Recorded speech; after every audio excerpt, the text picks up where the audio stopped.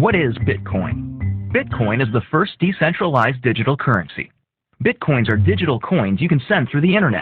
Compared to other alternatives, Bitcoins have a number of advantages. Bitcoins are transferred directly from person to person via the net, without going through a bank or clearinghouse. This means that the fees are much lower, you can use them in every country, your account cannot be frozen, and there are no prerequisites or arbitrary limits. Let's look at how it works. Bitcoins are generated all over the internet by anybody running a free application called a Bitcoin miner. Mining requires a certain amount of work for each block of coins. This amount is automatically adjusted by the network such that Bitcoins are always created at a predictable and limited rate. Your Bitcoins are stored in your digital wallet, which might look familiar if you use online banking. When you transfer Bitcoins, an electronic signature is added. After a few minutes, the transaction is verified by a miner and permanently and anonymously stored in the network. The Bitcoin software is completely open source, and anybody can review the code. Bitcoin is changing finance the same way the web changed publishing. When everyone has access to a global market, great ideas flourish. Let's look at some examples of how Bitcoins are already used today. You can purchase video games, gifts, books, servers, and alpaca socks. Several currency exchanges exist where you can trade your Bitcoins for dollars, euros, and more. Bitcoins are a great way for small businesses and freelancers to get noticed. It doesn't cost anything to start accepting them, there are no chargebacks or fees, and you'll get additional business from the Bitcoin economy. For your first Bitcoins and more information, visit weusecoins.com. Selamat sore pemirsa, dengan saya Jumper Simanjuntak. Di sini kita di acara BLK Talk Show.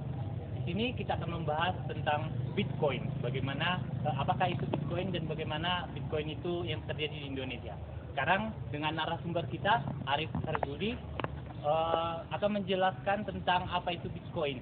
Untuk selanjutnya mari kita panggil saudara Arif Herbudi.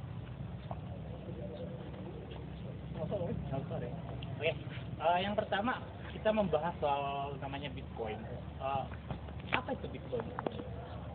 Jadi begini, kalau kita lihat sekarang di TV sudah banyak pusat berita tentang adanya penggunaan atau penyalahgunaan Bitcoin sebagai salah satu cybercrime model baru.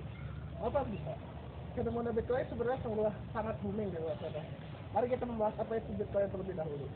Bitcoin adalah sebuah uang elektronik yang dibuat pada tahun 2009 oleh Satoshi Nakamoto.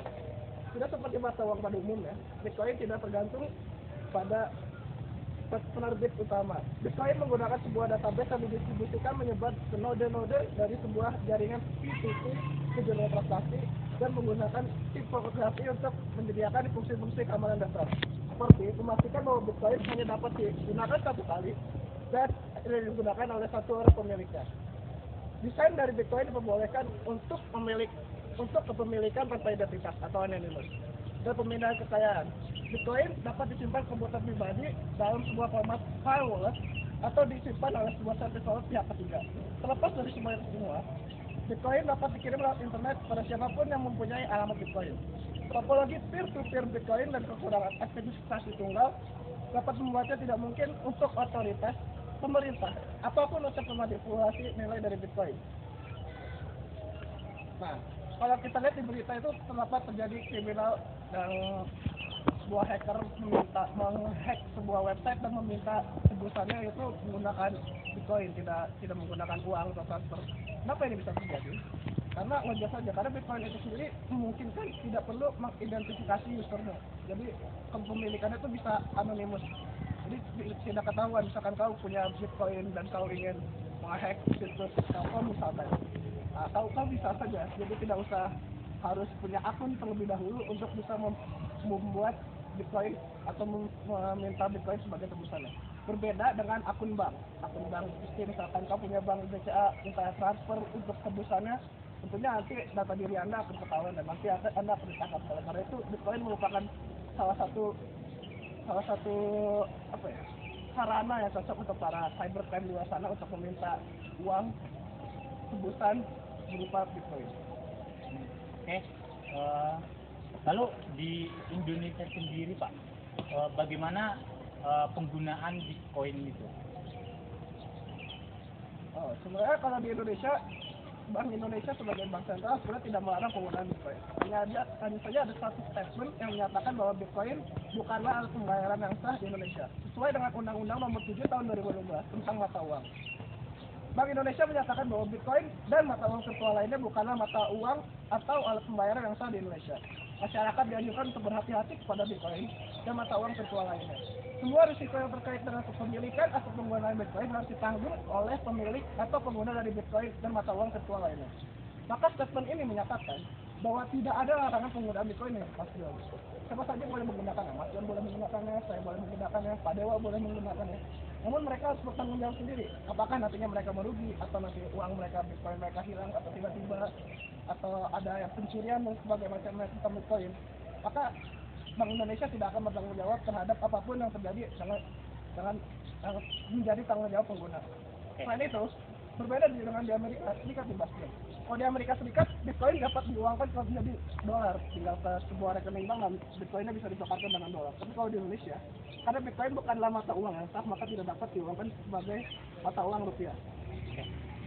Jika kita ngomongin namanya Bitcoin di Indonesia yang dilarang, apakah efeknya jika Bitcoin itu tersebut dihalalkan, disahkan oleh Bank Indonesia, apakah memang akan berdampak negatif atau positif seperti yang Bapak bilang tadi? Ya, semua hal pasti tentunya ada hal positifnya dan hal negatifnya ya, Mas Jon.